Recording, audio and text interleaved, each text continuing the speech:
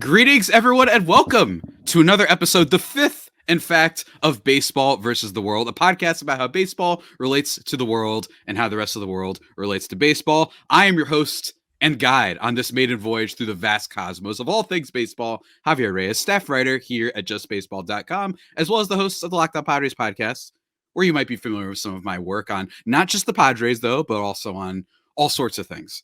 Also, Ryan Mountcastle, a baseball video game.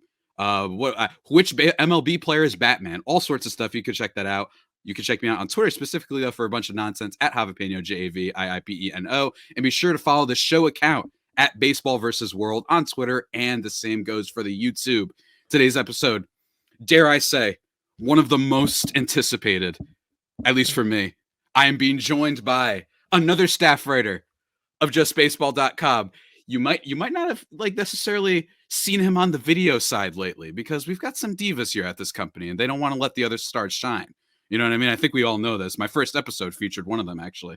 It is Mr. Clay Snowden, staff writer here at Just Baseball, who writes basically a lot of our news stuff. He's a big Reds fan and has flirted with covering the A's before. Last Dive Bar in Oakland, he did a great feature with Clay, my man.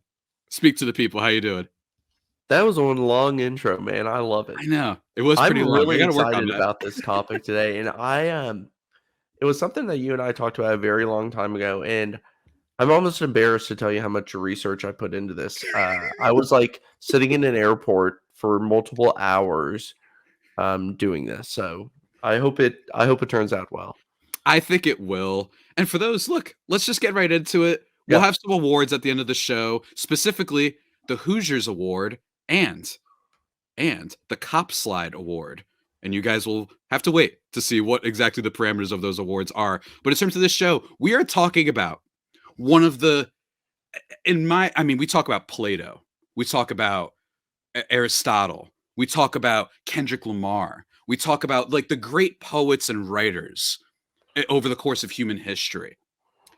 One of them is a phenomenal poster on the website Twitter or X, whichever you choose to call it. I usually use the former.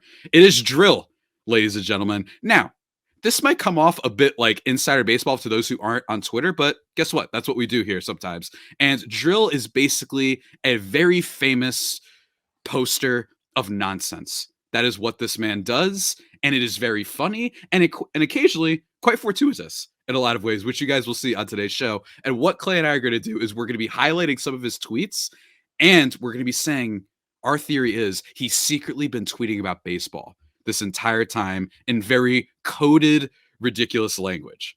And for those who aren't familiar with Drill, I highly recommend a piece over at theringer.com by Nate Rogers, which kind of was the unmasking of who Drill is in real life. It's actually a really fun piece. And for those who are unfamiliar with his tweets, I think really good explainer. You know what I mean? It's like a little bit of homework for this episode, dare I say. A little thing about Drill. He joined Twitter September 15th, 2008. I just saw that. That's why I knew the exact date. But okay, if you go up to it, it's kind of like a test of how online you are. Yes. If someone says oh yeah, I love Twitter and its humor, and you go, do you know who Drill is? And they say no, you're probably like, oh, okay. And you can't explain it. You cannot read a tweet. They won't get it. But I texted yes. And I knew we were in for a good time when I heard him say yes. Yeah, it was funny. This was actually originally going to be an article for the website, but then I got this podcast and I figured, well, this is great. Clay and I haven't done any video stuff in a while, actually. I mean, we have before. He's been on Locked On Padres, and we did the State of Division shows a couple times. That was very fun. But man, I'm really excited for this. But you nailed it right on the head, right? This it's like when people say they don't know Drill, I'm like, oh, that stinks. You don't know him. But also, you must be a lot healthier than I am when it comes to your internet consumption. We send each other dumb stuff all the time. The website, whether it be, frankly, forget Twitter, just in general. But we're going to be talking about that today. And we're each going to go back and forth, giving some of our tweets that we're going to highlight. And he's got a ton. Clay told me he put as much research into this as he did for his college finals. So we're going to be getting into that, highlighting each tweet and saying, secretly, Drill, he's a baseball nerd. Confirmed.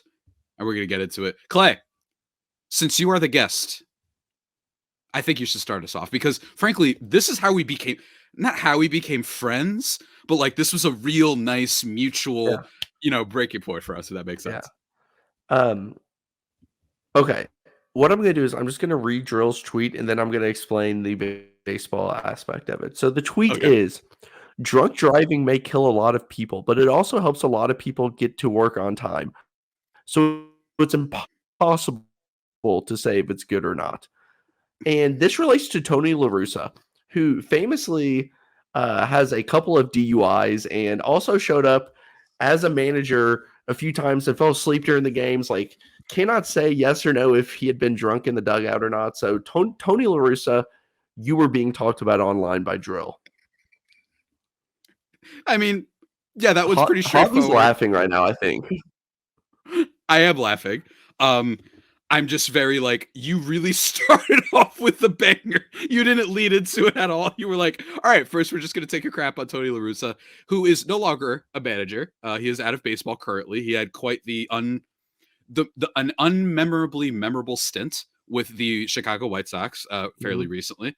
And yeah, he's quite infamous for that and a bunch of other things. We're gonna stay away from like some of the like crazier political things on this show, but in this case, yeah, man, it fits. Oh, I'm we just really are? surprised you started with this one.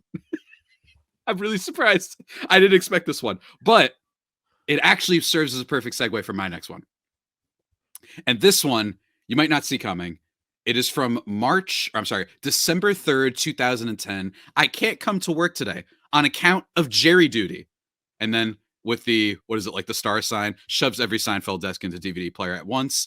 This is a little bit of a reach, but for this, I'm going to say this is about Jerry Reinsdorf. Um, on top of it being literally called Jerry duty, and he spells it Jerry. So that's important. Again, the conspiracy theory of ours, it goes deep, right? And for me, I think that this fits because Jerry Reinsdorf also trending lately. Hiring Tony La Russa is somehow not even the dumbest slash most irresponsible slash worst thing he's done. In a lot of ways, I think everyone's been keeping up. The biggest contract they've ever given out was to Andrew Benintendi, who I'm pretty sure has like I think has the same number of wins above replacement as you and I do currently this year. Yeah. He's quite bad, and that says a lot about this team with a big city that has plenty of fans, and yet Reinsdorf has been just unbelievably cheap. Whether it be this team, you could even bring in his time with the Bulls. He kind of just lucked into number 3 in the 1984 draft. And we're being really honest, that's the only reason he's worth anything. But there you go. So I think I view this tweet as about him saying, I'm not actually going to do anything. You know what I mean? And instead, he's doing whatever the heck, which I imagine some of these billionaires do. And frankly, if what he was ignoring the White Sox and just putting on Seinfeld, I really need to know who Drill is if that was the case, because Yeah. you have connections to the baseball office. My next one is just kind of a Drill tweet that actually was about baseball. So no like deeper dive here. It's just R.I.P. Yankees owner George Steinbrenner, my favorite Seinfeld character. I forgot about that one. And that's not even like a joke. Like, I mean, he's alluded to in that episode, right? So it's Yeah. not like directly, but he's basically, it's like Well, you only get the like his hand, I think, right? yeah, like he's throughout the show, but you only see like a perspective from behind his head when he's looking at George, who comes into his office. Mhm. George being the character on Seinfeld, not George Steinbrenner. So that was just an actual baseball tweet by Drill. No deeper dive from me there. Okay. I mean, you didn't even give a reaction to my Jerry Duty one. I was really proud of that one. And you just went, It okay, kind my of froze turn. up on me there, so I missed the end of it. But Oh, did it really? Okay. Well, that happens sometimes on this show. Yeah, I mean, really straightforward. I think that Seinfeld episode ages better by the day. I know that it is featured in the History of the Seattle Mariners documentary, which I mhm. recommend everyone check out on YouTube when they talk about the Jay Buhner for Mike Phelps. I forgot. I think it's Greg Phelps trade. Rather infamous bad trade by the Yankees, and Jay Buhner went on to hit a bunch of home runs for the M's. Clay, I'm going to go with my next one now. My next one is, see, this one is vaguely political. So I'm wondering if I should. What Just do you say think? it. Just say it. All right. This one comes from Drill, of course, at D, literally spelled, by the way. I might as well tell the people, DRIL on Twitter. In quotes, jail isn't real. I assure myself as I close my eyes and ram the Hallmark gift shop with my Bronco. Um, this One of one my is favorite tweets of his. it's really, really good. I kind of copied this one myself one time where I said like voluntarily throw myself into a volcano. Like I basically copied the essence of it, and it was for I think it was about Dylan Brooks, actually, hilariously enough. But with this one, I chose, and this shows you how long Clay and I have been thinking about this one, Anthony Bass. Um, and the reason it's Anthony Bass, I'm going to be very vague on this one. Everyone can Google it and YouTube or whatever if you want. Posted some, let's say, fairly bigoted comments on his Instagram story, was confronted by them, ran away from it, and then got killed in the next game and then got demoted. So that's Yeah. all I'm going to say. Everyone can look into it even further, but he definitely drove his Bronco into that gift shop with that one. Just totally didn't need to say anything, and he did, and here we are. So shouts to Anthony Bass. Clay, what we got next for us? I feel like we're The cooking now. tweet Let's go. the tweet reads, "Still way muscled despite the economy, despite life." And this is Tyler O'Neill. That guy is always ripped. Bad year last year, doesn't matter. In Boston this year, tearing it up. Tyler O'Neill is always muscled despite the economy and despite life. He really has. And shouts to Tyler O'Neill. More relevant now, has actually been somehow one of the best free agent offseason like Yeah. acquisitions so far. Behind like your Sotos and some other players, but he's been amazing. And shouts to Colby Olson of Just Baseball, who's very excited and has been somehow managing to keep his hype around Tyler O'Neill in check. I applaud him because this is a Yeah. man who's been hyped about everyone from Chaim Bloom to Bobby Dahlbeck before. So shouts to Colby, shouts to the Red Sox. You finally made a good move. Congratulations. It took a while, but you finally did something good. Clay, I'm going to move on now to a little bit of a this one's a little mean. But and afterwards I'm gonna apologize and explain it fits him a little bit. But I love you, man. You know what I mean? But it's a little bit mean.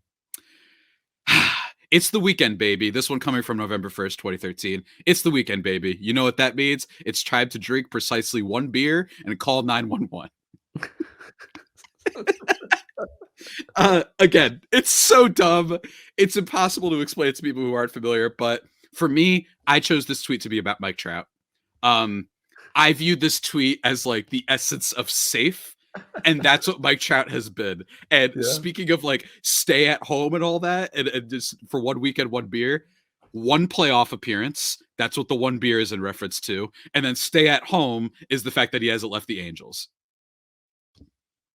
I rest my case. Before Drill I is a coughed, baseball and head. I think I got it in there. But yeah, the Oh the yeah. the Mike Trout one beer and call 911 is perfect. I love that. It's just, I mean, it literally lines up. One beer, one playoff appearance, and he stays home. He stayed with the Angels. I will say, I do apologize. I'm not one of those people who like, I don't like to get on Trout for not having like Yeah. some flamboyant personality. Would it be nice? Sure. But what's the problem is some other guys, in my opinion, a greater problem is some other guys that baseball has shown historically, they kind of don't let them show their personality sometime. I'm going to get into one of those players a little bit later, but not always the most welcoming every now and then. So for me, I'm like, I'm cool with Mike Trout. He just does his thing, is awesome at baseball. And if he was on a different team, frankly, I think he's a lot more famous a lot sooner. So I don't think that this is his fault. I don't think many people outside like Mad Dog Russo think that this is his Yeah. fault.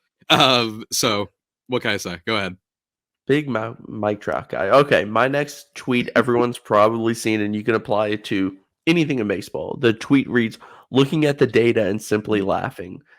And I decided to apply this to Jason Giambi's 2021 season, where Ooh, he slashed 342, 477, 660 with 38 home runs, 47 doubles, but finished second in MVP voting to a as he rookie should have.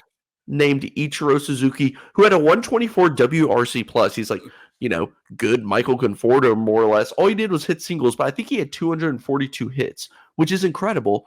But 220 of them were singles. That's fine. He only had 8 home runs that year. Jason Giambi won the MVP, I believe, the year before.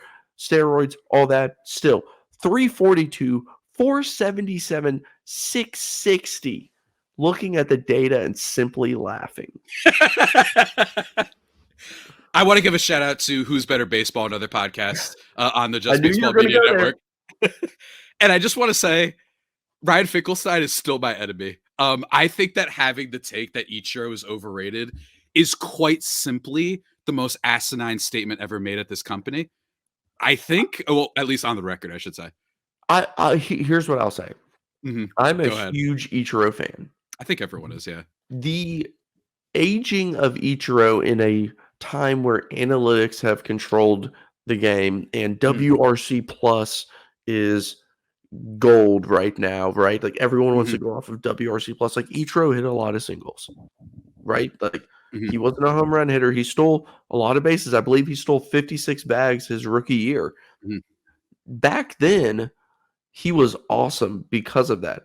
Mm-hmm. Nowadays, it's not looked at in the same way. You Mm-hmm. can argue whether that's right or wrong, good or bad, whatever. I love Ichiro. I think he's a great player. Fink, his argument is specifically about this. Jason Giambi Mm-hmm. was better that year, and I think he even wrote an article about it. I Yeah, he know he did. talked about it all the time, and I thought about him when I wrote that. But yeah, Ichiro in today's game would be looked at a lot differently. I think he'd still be a very productive player. And keep in mind, like he had a cannon in right field, was like a good defender, like a really good player. His WRC pluses, if you look at those throughout the years, would not jump off the page to you. Look, here's my thing. Here's my thing. Every now and then, I don't give a damn about no numbers. This Yeah. man was like the first major character to come over, major player. Character, I mean, character too, let's be honest. He certainly was a character. You break the all-time wins record. You have the fact that you have like, and the Mariners documentary gets into this. He was a great defensive player. He's always there. I hate, and Fig said this, so I'm looking right at you, man. Oh well, you know, the back half of his career. Yeah, because he was only able to come over when he was 27 and he got bad at age 36. Who cares? Who Yeah. cares? So the whole career, I understand the Giambi thing, but my thing is Ichiro's season in 2001 was so singular. It's arguably one of the greatest rookie seasons ever that I Yeah. can think of, at least of our lifetime. So that I think was a part of it. And I've seen people do something like what Giambi's done before. There's no, and again, the Mariners documentary gets into this. There's no one who played like Ichiro Suzuki. He was a superhuman. He was a cyborg. It's one of those deals, and it's kind of like when Yao Ming came to the NBA. Like it's a Mm. bigger impact than just the play on the field, just like making the game even more global and him being pitchers beforehand. But he was really the first like big time position player to come over from Japan and produce and put up those type of stats. If he was there from the beginning of his career, we wouldn't be talking about Pete Rose. I mean, Yeah. we would, but for different reasons. You know what? I don't have Pete Rose in this document I'm reading off of, and holy crap, I feel like Pete Rose and drill tweets could go hand in hand. Oh, absolutely. Yeah. Absolutely. I mean, I have one later that might apply to him that I'm going to ask you about. Because I have a couple nominees that we're going to get into that like I have multiple for that I want you to help me out with deciding. But going off of this whole Fink thing, I'm going to keep it going. I'm going to keep the roast going with my next one. I have a couple nominees for this one. Whoa, it's my turn. No. Oh, it is? Turn. Is it mine or yours? Sorry. You I did didn't the realize data. we talked that long about Ichiro. Yeah, we talked a while about Ichiro. I'm just looking at the data and simply laughing. I mean, and again, honestly, listeners, viewers, give us your own for that one. That one's open-ended. That one may be featured a plenty of other times because, again, I'm more and more being convinced that this guy is just a huge baseball fan. Like, like I really am. I really am. But anyway, this next one, this is arguably one of his most iconic. It is one that is used as a response meme in response to other people who talk about them. It is from March 10th, 2018. Go ahead, keep screaming, shut the fuck up at me. It only makes my opinions worse. This one, I have multiple nominees. Number one, Ryan Finkelstein for your Ichiro Suzuki hatred. And then some actual ones. I've got Ben Verlander, and then I've got Rob Manfred as well. This is tough. This is tough. There was also a Barstool character on this that I didn't want to get into, but mostly Manfred, Ben Verlander, and as a joke, Ryan Finkelstein. But, I'm going to throw it in there. I love it. Which one do you think? Which one do you think between all three of those? Verlander, for sure. Verlander? Yeah, it's got to be Verlander, right? It Yeah. has to be. Yeah, you're right. He's an Okay. easy, target to pick on. One tweet that I don't have in here, but just so people know, like, one of his most famous tweets ever is Mhm. just the word "no." N-O. Oh, No. yeah. And it's, like, one of his most liked and famous tweets, but, um, okay. Going on to mine, this is another one that's just simply about baseball, and it's also hilarious because you can apply it like, we all know these people on Twitter. The tweet reads, "The crack of the bat, the scent of the verdant field, the excitement of the crowd. These are the things that piss off baseball fans the most." And it's so true. It's so true. Like, we all know those guys, girls, whatever on Twitter that no matter what you tweet, respond with negative stuff. I could say Ellie De La Cruz went 4 for 4 with 4 home runs, and they'll reply, "Well, on September last year, he struck out 3 times." Like, these Yeah. are the people that are watching the game to hate the game. The crack of the bat, the scent of the verdant field, the excitement of the crowd, these are the things that piss off baseball fans the most. I'd say it's that. I think that one could apply to like rule changes, like in general, like whatever the rule changes. I've seen baseball fans complain about the new home run derby rules. I've seen Mhm. them complain. For those who don't remember, when the challenge system was first implemented, it was only, I don't remember for how long it was for only this, but it was for only judging if a home run was foul or not. That was like the first, which is crazy. Cause think about that. This is like when I'm in like, I'm gonna say like the eighth grade or something like that. Like I'm a sensi. This is like 21st century. This isn't like 1945 or whatever. Like they finally figured out, hey, we should probably just see if that was a home run or not. Like just think about that. So I think that's one of them. I think the universal DH being introduced is one of them. I think that the any players every now and then who show a lot of personality. Although I think that the unwritten rule stuff has been a little bit taken out of the game. Um, I think that applies, but man, I mean, Yeah, and honestly, we can complain about Manfred, and I don't think he's perfect by any means, but mhm, I'd be lying if I said I didn't like some of those changes, if not most mhm, or all of them. Like, mhm, I like the extra inning rule. I know it's stupid in theory, but mhm, it's also stupid to play 18 innings on a Tuesday night in July. yeah, I just don't find that necessary. Minimum amount of batters a pitcher has to face 3 when they come in from the bullpen, like, kind you of cut out. eliminate the lefty only one, like, No, yeah, you know. you cut out for a second there, by the way. Okay. But yeah, I just think that like I'm with you on the extra running rule. Hey, I got breaking news for all. Sometimes I think having 162 damn games is a little stupid. Where it's like, hey, can we like, you know what I mean? Like, hey, I've you know, it's always not. said, and everyone says, "Oh, you hate baseball." Why?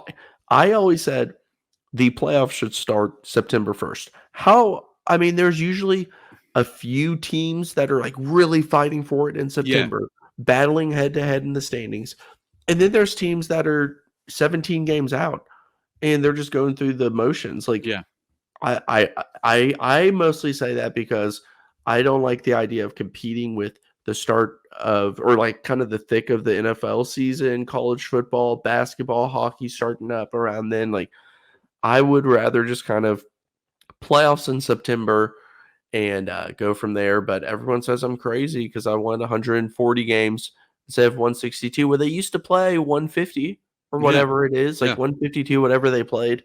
Um, so, it's not new.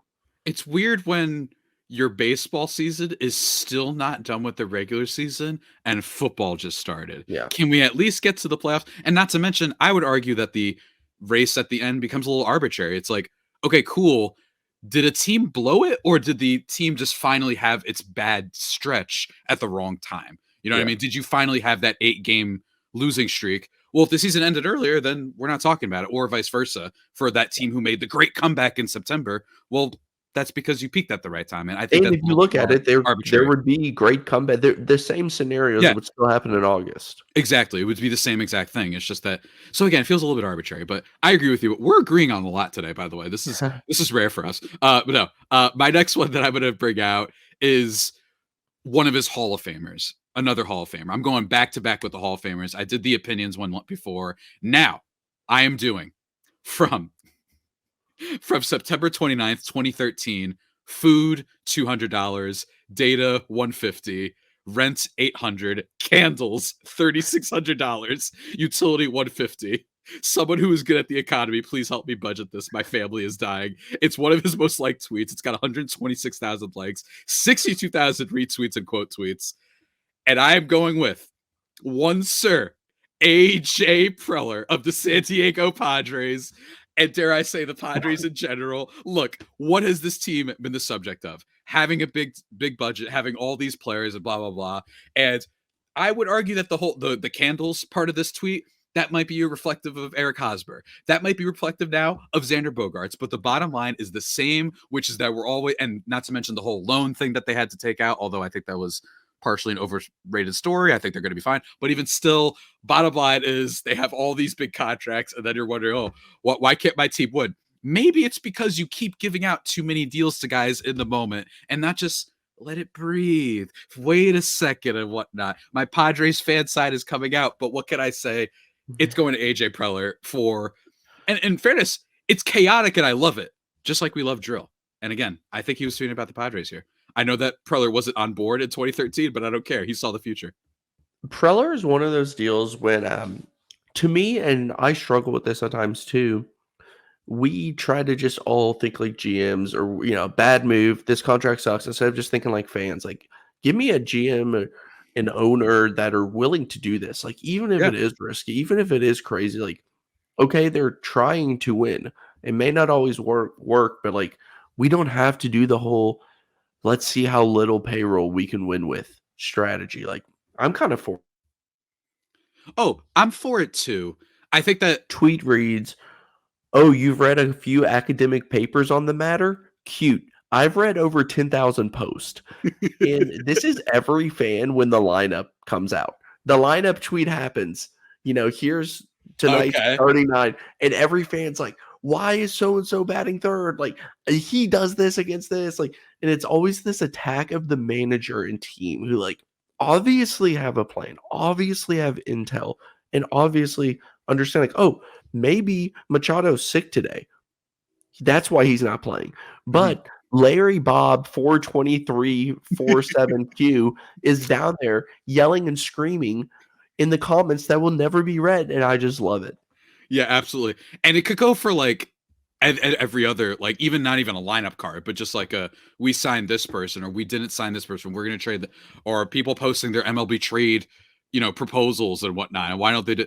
Fans definitely get a little bit crazy. But Clay, I think you cut off. So just reread the tweet one more time so people understand. Okay.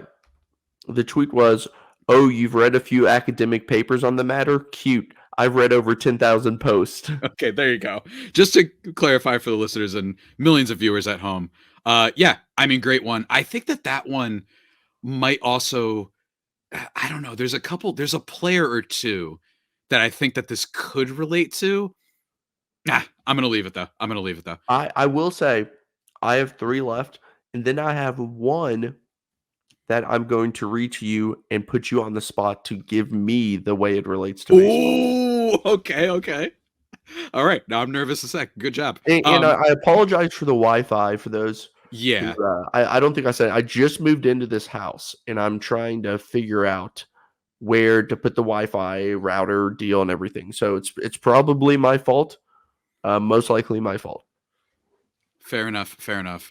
My next one, in honor of one Sir Clay Snowden, to a degree.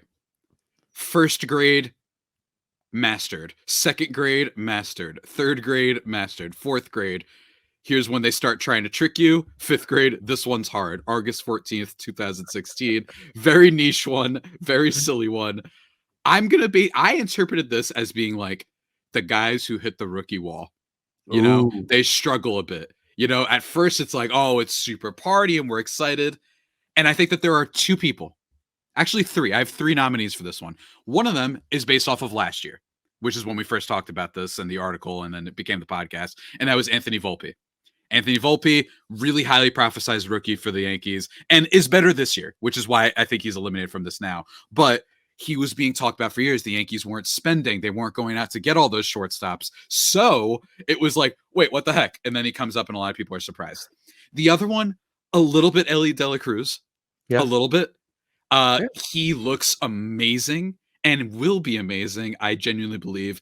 And man, does he just make me so happy whenever I see him play. But to go recently, I think it's the easiest one. Jack Leiter of the Texas Rangers, top level prospect. Go check out Just Baseball Media's top 100 prospects list. He made his major league debut and got hit pretty bad by who the heck was it? Who did they face? It was Rangers and Tigers? Maybe? Tiger. Yes, it was the Tigers. It was the Tigers. And he's throwing like Javier Baez fastballs, which is like the only thing you don't throw him, and you'll be fine. And he's doing that. So that's how I view it. Jack Leiter, son of another major league player. He's been cruising. He's the first overall pick in the draft. He's cruising through the minor leagues, all that stuff. Gets up. It's like, oh no, this is hard, and got set down. I have no doubt he'll be back. He'll be better. But it was like, yeah, this was pretty hard. Kind of a reality check moment, dare I say. I was not familiar with that drill tweet, so I love it. I had not seen that Really? one before, so I'm really excited to hear that one. And um, the rookie wall is real, and Yeah. a lot of times it just has to do with the number of games, especially the players who go to the AFL in the winter. And next thing you know, they're playing 162 games, should be 140, and they struggle, and it's just part of it. Okay, my next one. The tweet reads, "I all of my employees' paychecks because they do deserve pain. One more time. Read it one more time. I proudly skim the amount of 1776 off of all of my employees' paychecks because they do deserve pain." This is the A's owner, John Fisher, Oh, there it who is. I was wondering when he was going to show up in this. who is a complete just buffoon and is doing everything he can to get the A's out of Oakland, and it's working. And he's just refusing to pay players. And I don't need to detail all the stories. You all know it. So again, I proudly skimmed the amount of 1776 off of all my employees' paychecks because they do deserve paying. I mean, yeah. Look, it's fun to joke about this. It's fun to, I mean, everyone knows John Fisher, like the worst owner in the league, arguably the worst owner in sports, although frankly might not even be arguable anymore. The worst owner in sports. The A's are quite literally going to be playing in a minor league stadium for at least the next 2 years, which is crazy. Although I do think that's a reflection on the rest of baseball as well as Manfred and other owners. That this is just going to be what happens. We already talked about Reinsdorf as another one. Yeah, this is a very good one. And yes, with the A's, look, got love for them. You got close to them in that feature story that you mentioned, or about the Yeah. last dive bar. So go check that out at the website. Excellent one. Excellent one, sir. I've got another one as we approach the half-hour mark of this podcast. Another classic, another one. And I've been choosing a lot of the heat. You know what I mean? I've been choosing a lot of the big hits for sure. But I'm not owned. I'm not owed. I continue to insist as I slowly shrink and transform into a corn cob. The energy of this one just being people who won't back down and whatnot. There's a lot for this. But for me, I just brought up AJ Preller. So I'm going to go homerism again. And I'm going to say this is about the Los Angeles Dodgers. The Los Angeles Dodgers and their fan base act like they run shit. Like they run the league. That's how they act. And what do they have on their resume? First of all, my dad, I ask him, what do you think of the Dodgers? What is the first thing you think of? And he's like, I think of Otani. I think of they have a lot of money to spend. I think of back when they were in Brooklyn with Jackie Robinson. And then he's like, and don't they lose every year in the playoffs? That's exactly what happens every year. They always insist that they run the league, and they're still the best. They're the best team. They're the best org, in my opinion, currently in the sport. Like they're consistently good. They will spend. They won't be cheap. They have great player development. They've got great fun players that are on their team, with Mookie Betts to Freddie Freeman to Otani to even Yamamoto and guys like that. And yet they keep losing, and then they will yell at you over and over. They keep doing this. Oh, well, 2017, the Astros cheated. That's why we didn't win. The team that got swept by the D-backs, the team that got beat by the Padres, the team that lost to Howie Kendrick and the least talented Nationals team of the decade, they want to tell you, no, that time we wouldn't have lost. I promise you, we definitely wouldn't have lost. You've lost to every other damn team in the league. So there's that. And the only time they win is the shortened 2020 season. I'm sorry, but that's how I feel. I hate the Dodgers. Their fans are annoying. I don't hate them as much as other fan bases, but they're annoying. Stop acting like you run the league. You keep insisting you're not owned. You've been owned until proven otherwise. they did win a World Series, but I know Mhm. what you mean. And they have kind of acted like, it's not that they won a World Series, it's they act like they've won 4 in a row, is how they Yes. act. Mhm. Um, it's funny, Javi. I had the exact same tweet. I'm not owned. I'm not owned. Yes. I continue to insist as I slowly shrink and transform into a corn cob. I had it for Trevor Bauer on Twitter. Um, all over Twitter. What? I just feel like we should touch on this one. That's all. It's just how he acts on No, Twitter. I know you're right. You're right. You're 100. This is the one that fits him the most. It's not even close. Like this is All right, easily I'll pass on it. Political reasons. more reason than one, but no, I mean that is the tweet for sure. He's getting lit up in Mexico as we speak. Just not great. But yes, that is. I'm actually surprised that that's the first one that we had different ones for. You know what I mean? I'm surprised you didn't have the budget one. I'm I really surprised you I didn't have the tried budget to one. go a little bit out of the box because I wanted to avoid that. Yeah, fair. And I clearly did not. Let me quickly jump to my last one before I ask you. Um, it reads all over the floor and on the back of your jeans. This is Angel Hernandez behind the plate every single time. I'm gonna read it again because apparently my Mhm. Wi-Fi went out. Yeah, Do you have me, Javi? yeah, we're good. Uh, Go. No offense, but your ass is sticking out of your pants and you're shitting all over the floor and all over the back of your jeans. Angel Hernandez behind the plate, trying to call balls and strikes every game.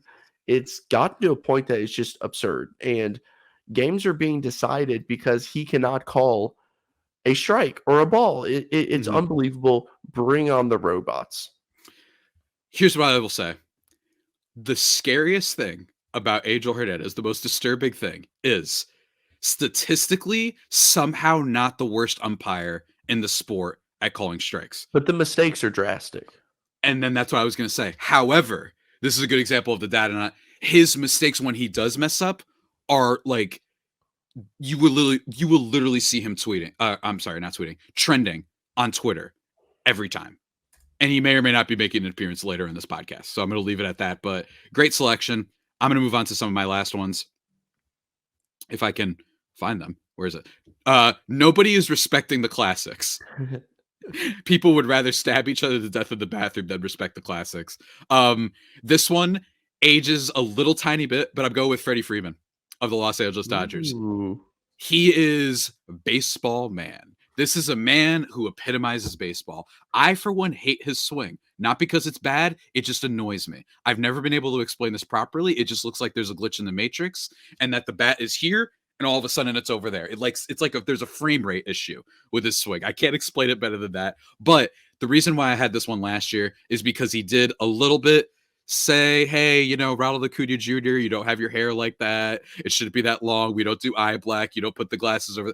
It was very like, you're not respecting the sanctity of the game and all that stuff. So, Drill was, of course, referencing Damian. I'm sorry. I just got an alert about Damian Lillard. I got thrown off. About Freddie Freeman.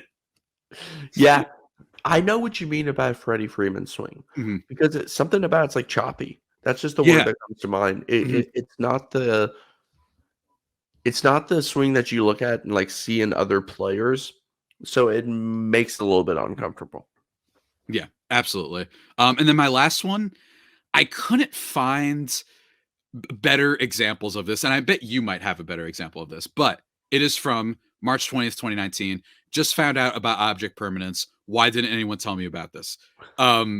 This one I took as the energy of like players who figured out something much later into their career. That's the energy I was going off of. I have two for this. He's been good before, even before last year, but he struggles and sometimes he throws like the wrong pitches and all that, and then mastered it and went into his ultimate form, and that was Blake Snell last year. Where for a lot of his tenure with the Padres, even some moments with the Rays, where it's like you're really inefficient. What if you just like weren't inefficient? And then he wins the Cy Young. The other one I had, Zach Eflin. This is a little bit of a niche player, but basic principle, very afterthought, a little journeyman vibes. He's just there to throw innings, and then has transformed himself, especially thanks to the Rays, into a genuinely pretty solid starting pitcher. I like that. How about Justin Turner? Long time in Ooh. the minors, kind of bounced around for a bit before he exploded. Now he's almost, was he 39 years old and still hitting well? Just Yeah. a super solid Blue professional Jays, hitter. yeah. Blue Jays, yeah. Another Jose Bautista. You know, if you want to go Yeah, back, like that dude wasn't good for a while. Then someone said, "Hey, but how about you just pull all of your balls to the left field?" And then he hit 40 home runs a year. Like that's what he did. pull all of your balls to left field.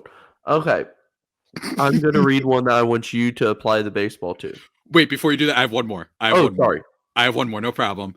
This one is from May 7th, 2023. So one of the most recent ones. Your meltdown is worse than my meltdown. You're spiraling harder than me. I'm barely even showing my ass compared to you. Just incredible stuff. I think this one could also fit Trevor Bauer, frankly. But I think there's so many that could fit him. For this Dude, one, that was what I was going to read to you. really? That No was way. your meltdown is worse than my meltdown is on my screen. That's what I was gonna have you apply to. That's insane. Oh my god. Why are we on this like Drill. same wavelength? Drill, man. I'm telling you, drill brings people together. I have two that I thought of for this. So I'm a little bit upset that like there wasn't one.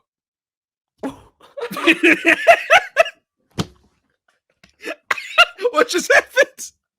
My computer just gave me some balloons. It's congratulating me. Balloons just started floating in front of and behind Hobby's head, and for whatever reason, it was just They absolutely they just spectacular. they can't wait for my answer. And I've got two. Literally like most baseball fights like ever. I think most baseball fights. Now there's your Jose Ramirez, Tim Anderson, where like, oh wow, there was like a winner there. But for the most part, I think most of these are just like people looking very silly. I think the Hunter Strickland versus Bryce Harper one comes to mind as an example. Like, no, you're the one having a meltdown, dude. Like you're losing it. Your team isn't even supporting Yeah. you.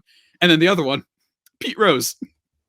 There you go. Pete Rose, who has been angrily being petty, understandably, although you're in the wrong, but understandably petty for years. And then recently, like, made a comment about Shohei Ohtani and his whole scandal and whatnot. Those are the two I thought of, but I know that there's better ones for this. And like I said, you could probably put Bauer on this one too. Yeah. Absolutely. One last honorable mention. Both Clay and I could not find the tweet, but it's something about starting a multimedia network. And I can literally not find the tweet. It has been driving me insane. I probably should have even mentioned it, but it was going to be one for this very website, Just Baseball, because it's a great website. Clay, I want to ask you now, because of your idea of just reading one to you, I want to see if you can think of one on the spot. Let's see. Let me see if I can find it. Here we go. This one's so dumb. It is from November 24th, 2017. I'm afraid I must say that I do not find the mysteries featured on Scooby-Doo challenging enough. Do you have Um, anyone that comes to mind? Something about that feels like Zach Greinke.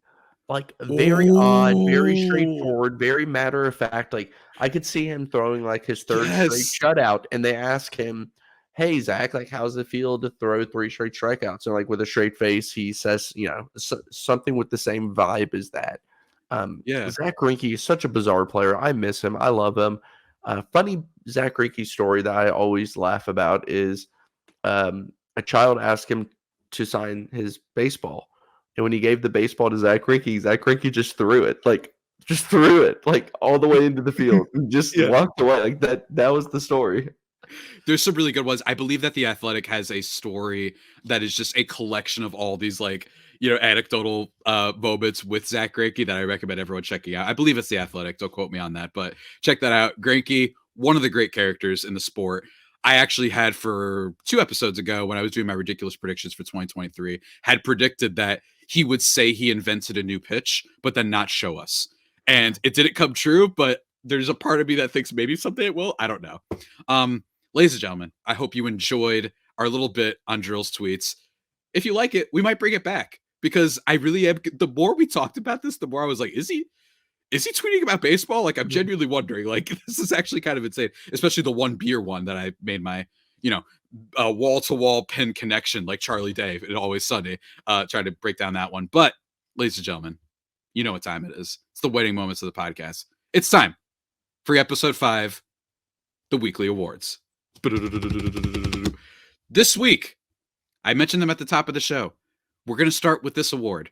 It is the Hoosiers Award for a legendary thing that aged poorly, ladies and gentlemen. Okay, yeah, I know you might be thinking, well, Javi, what's wrong with Hoosiers? Well, everything. It's just not that good of a movie anymore. And it doesn't age well. It's got some subtextual problems. And frankly, just as a movie, I've seen movies that have plenty of subtextual problems. Go watch Rush Hour today. It's crazy. I love those movies though. Like they're so funny. Yeah, they're all. I was literally watching it like last night. Is it insanely problematic we don't do that more? Of course. But like it's actually like good, especially at the moment. Hoosiers, you're like, oh yeah, like this doesn't age well and it's got some problematic stuff. So not necessarily problematics, but Clay, do you have something legendary, something epic, something awesome that you believe has aged poorly? Yeah, I mean, I think that the steroid stats are absolutely incredible. I love seeing all of the home run stats, and I love seeing, Mark McGuire, Sammy Sosa, and Mm-hmm. everything. And obviously, it has not aged well at all. No. Um, maybe a hot take, but like bring back steroids for 1 year, just 1 year to see what happens. Be kind of cool. That would be like I don't even want to know what like Adolis Garcia looks like with Oh, steroids.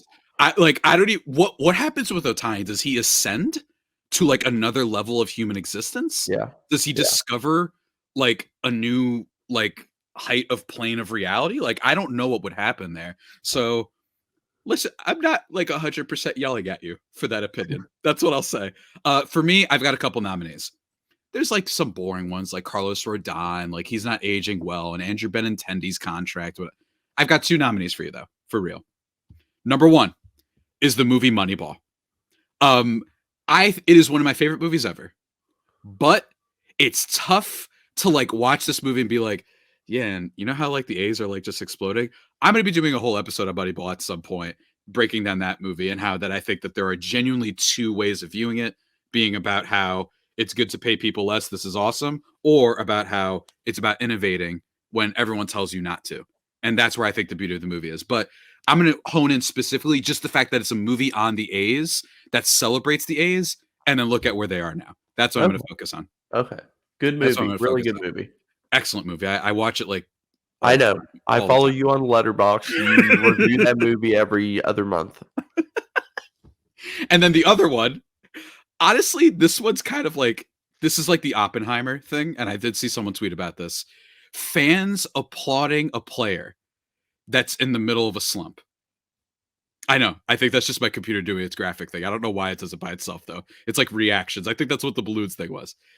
So, for those who don't know, last year, Trey Turner of the now Philadelphia Phillies, he was having an awful season. Of course, the people at Just Baseball and some other people, they like to ignore that because, he's Trey Turner. Um, but he was really bad for a lot of the year. Like one of the most disappointing free agent signings of the class that had a lot of free agents in it. And then the fans, Philadelphia fans of all people, were praising this guy. They were clapping and they cheered him. And he turned into Babe Ruth for the last season or the last month of the season. I think that I don't want to say it's aged poorly. This is mostly a joke. I think my real answer is Moneyball, but it's just now we had it for Francisco Lindor. Is every fan base going to be doing Yes, this, and is it going to get overplayed? What do you yes, think?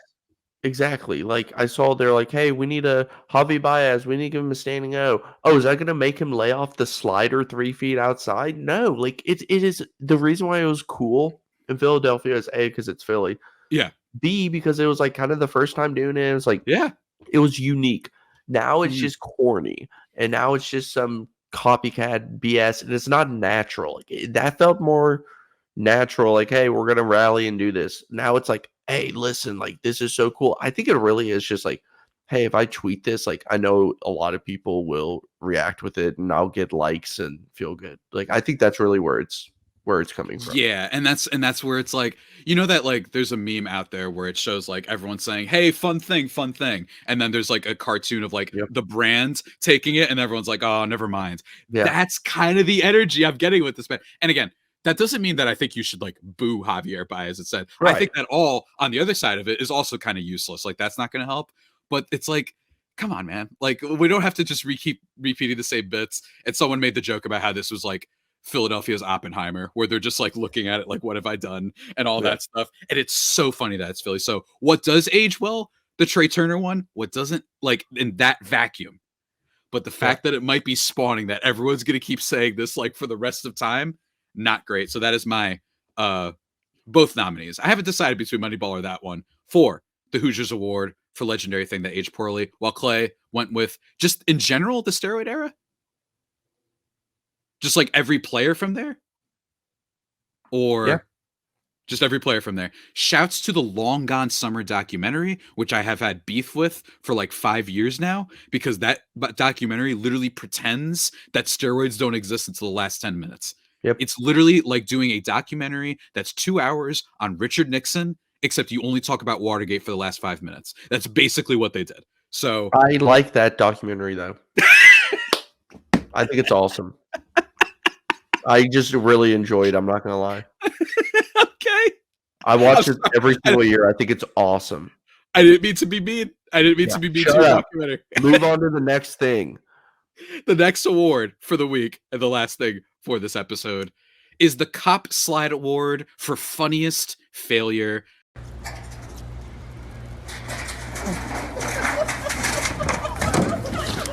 Again, this has been a very internet heavy episode, but we're going to continue it on this one. A few months back, I'm going to say like November, October, I don't remember when, there was a viral video of a police officer just falling down a slide and out of it in like the funniest, and no one, I still don't, nothing bad happened. He's fine. No. He Yeah. didn't get hurt. No one else got hurt. He wasn't hurting anyone else. No one knows, which literally makes it actually 400 times funnier that like all we have is this out of context video of not like the regular way you go down the slide. No, like on his like front. Like anyway, just Google like funny cop slide and you'll find it. For funniest failure, Clay, do you have yourself a winner / nominee? Yeah, mine's very niche and a kind of a throwback. Have you ever heard of the name Fausto Carmona? No. Fausto Carmona was a pitcher who came up with the Indians at the time, so I can call them that, and was like really freaking good. I think he finished top 5 Cy Young in his second year. Fausto Carmona, next big thing in Cleveland. Fast forward, he was suspended in 2012 for fraud. His name is Roberto Hernandez, but he went by Fausto Carmona for years. He was Fausto Carmona and became very good as Fausto Carmona. They find out identity fraud. He's actually Roberto Hernandez. So if you Google either one of those names, he'll pop up. Fourth in Cy Young in 2007 as a second-year player, Fausto Carmona. Later became Roberto Hernandez. His career just went downhill from there and fizzled out. I just think it's hilarious and no one talks about it enough. This is So incredible. kind of before Twitter and everything, you know, like early ages of Twitter. So like if that happened today, like, hey, by the way, Garrett Cole is actually named Javier Reyes. You'd be like, whoa, what? Just getting my name wrong So, real quick. yeah, You nervous? failure, just like identity fraud. You nervous? Is that why you mispronounced my name? Yeah, you were I'm really so nervous nervous. about the one. You're just terrified of that one. Yeah. My nominees, I've got 2. One, part of me almost feels bad, but the man got paid at least. You know what I'm saying? And he also showed up to spring training. When they told him to lose weight, he gained weight. So to an extent, I don't feel as bad. One of my nominees is Pablo Sandoval. Yeah. When he didn't just strike out once. He struck out 3 times. I believe also made an error. And on the 3rd strikeout, as he struck out, the zipper popped or whatever it was. You could find it on YouTube. What can I say? What more can I say? Shouts to Pablo Sandoval. It was very funny. Yeah, he's just like a hilarious guy, just all in all. He actually played in spring training this year for the Giants. Yeah, that was like really random and ridiculous, but shouts a that little one. bit of like a Make-A-Wish feel to it, you know, like come back out, Panda, whatever they call it. Make-A-Wish feel, yeah. No, I got you. That's so mean, but no, I get what you're saying. My other nominee, it was mentioned before, so I'm a little bit upset that you stepped on it, but I'm going to bring it up, you know, because I like to be a little bit recent. It is specifically Angel Hernandez's at bat with Wyatt Langford, top overall prospect. Look up Angel Hernandez, Wyatt Langford, 3 straight calls. I believe it was a 2-0 count, and all 3 pitches aren't just outside, but way outside. And the announcers is just like, "You gotta be kidding me!" And like even he's losing it. I was dying. It's that one, and dare I say, is this funnier? Week before, Gleyber Torres, I believe against the Royals or Blue Jays, I forgot which one. Not only does Angel Hernandez not stop and award Gleyber Torres first base after the pitcher steps off improperly, like he's in his windup and then he does a step off, like a balk basically. But then he throws the pitch and it's a ball and he calls it a strike. So not only did you get that wrong, you also got the strike call wrong. How? He's bad. Like, he's just is bad. he trolling? Is he trolling us? Yes, like I am. Yes. I really do believe that. There's no, because at least the strike call, it's like that's just straight strikes. You know what I'm saying? For this one, it's like you got two things wrong. Imagine getting like out, like someone, you call somebody out on like a strike right down the middle. The catcher drops it, and then the runner's running home from third, and then they clearly score, and then you call him out. Like two separate plays and ideas you got wrong. Angel Hernandez, stop it! Stop it! Stop it! Like, please, what are you doing to us, man? So you win the Cop Slide Award. Pick your whichever one, whether it be the Wyatt Langford at bat or the Gleyber Torres thing I'm talking about. Pick your poison. Congratulations on being the winner of the Cop Slide Award for the funniest failure. If I were you, I'd go with Wyatt Langford just because of how absurd it was. No, yeah, it was pretty absurd in the reaction.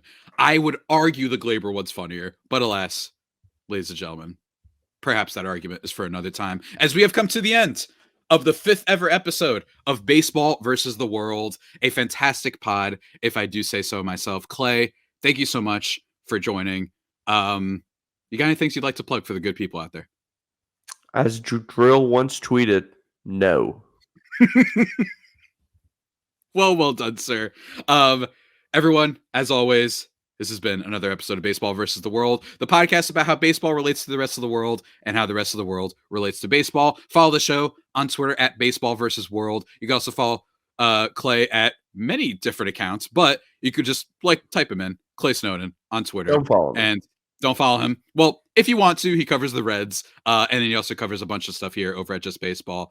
He appears on stuff every now and then too. He's doing great. And go check out the Just Baseball merch. He's been heading up that as well. Killing it, of course, as he does with everything. You can also follow me on Twitter if you want, I guess, whatever, at Javipeno, JAVIIPENO, the best handle in the game.